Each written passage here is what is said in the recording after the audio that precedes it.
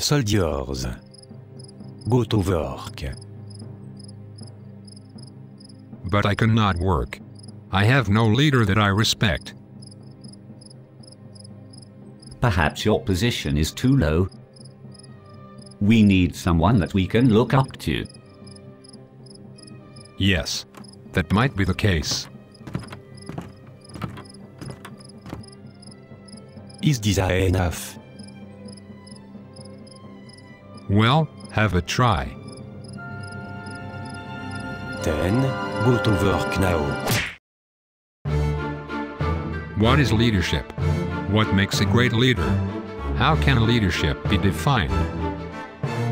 What is the difference between leadership and management? Okay, sir. How strong is the influence of the formal position that you as a manager have? Why did some leaders in history gain admiration and fidelity from the masses, and how was others able to build great empires? Why is it that some leaders acquire followers that are prepared to sacrifice their lives for them, while other leaders get killed by their subordinates? These are questions easy to ask but hard to answer. Hi, my name is Raul. And my name is Gabriela. Welcome to this class about leadership. Leadership is a phenomenon that has always interested people. The idea of leadership can induce pictures of mighty dynamic persons that led victorious armies, control global companies, rule from the top of skyscrapers, and so on and so forth. Our fascination on leadership might be due to because leadership is a process that we all have experienced in some way or another. There's been much speculation about the concept of leadership. Most of the research has been done in the 20th century, starting in the 20s and 30s, with Taylor and Taylorism. And from there, working its way up until today, where we start looking at more organizational aspects and more behavioral aspects of leadership. Some progress has been made in the exploration of the mysteries surrounding leadership, but there are still questions left to answer. We will try to answer these and other questions further on in this course. In this episode, we are going to talk about the chapters 1, 2, and 3 in this book, Leadership in Organizations, written by Gary Uckel.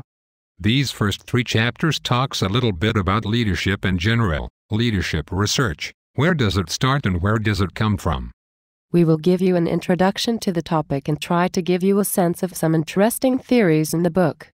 There's a high level of ambiguity in this topic, and a lot of controversies considering different types of research and a lot of discussions over definitions of concepts, which you will see when you start reading the book. There are many definitions of leadership, and you will have to read through all the definitions to be able to form your own. Okay? Right. What about you, Raul? Do you see yourself as a good leader? Well, that depends on how you define leading. I mean in the sense of being a mighty, dynamic person that engage masses of people with your charisma. Is that you, Raul? Well, Gabriela, I understand that you are making a mock of my stuck-up appearance. But this actually leads us to the first thing we are going to talk about in this class. Namely, the nature of leadership. The first of 3 major controversies in the research area that we are going to discuss. Is leadership a specialized role or a shared influence process? The specialized role idea means that leadership is something specific that someone has, like a function that cannot be shared with others. That's the wrong way. This is the way. Very good. The person with the responsibility to perform the specialized leadership role is designated as the leader, and those who are not leaders are so-called followers. Often researchers with this idea pay more attention to specific attributes and behaviors of leaders. On the other hand, you have those who look upon leadership as more of a social process, or pattern of relationships. Any member of a group can be a leader at any given moment in time. What shall we do? We are lost. Neil, any suggestions? No. Yesterday was one thing. This is a whole new situation. Mahatma? It's not something that a person has as a role or a function. Anybody can assume the leadership role at any time in an organization. All right. We got that way.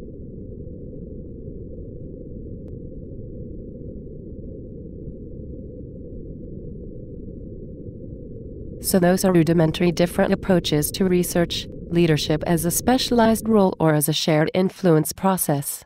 And there is a big controversy about which one is right and which one is wrong. If that's even possible to state. Maybe if you combine the two, you are probably closer to what reality is going to be.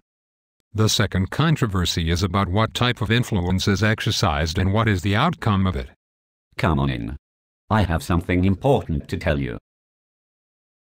Influence process is actually just a nicer word for saying, as a manager or as a leader, I can get you to do something. I can order you to do something. I can motivate you to do something. Or I can empower you to do something.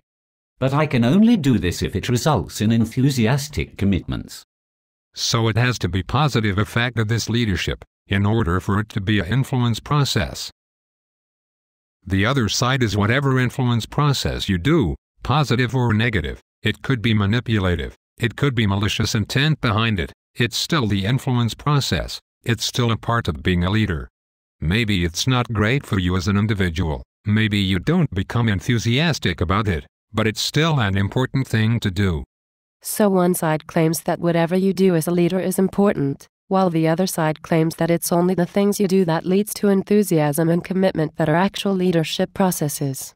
We can't really decide on what's right and what's wrong here.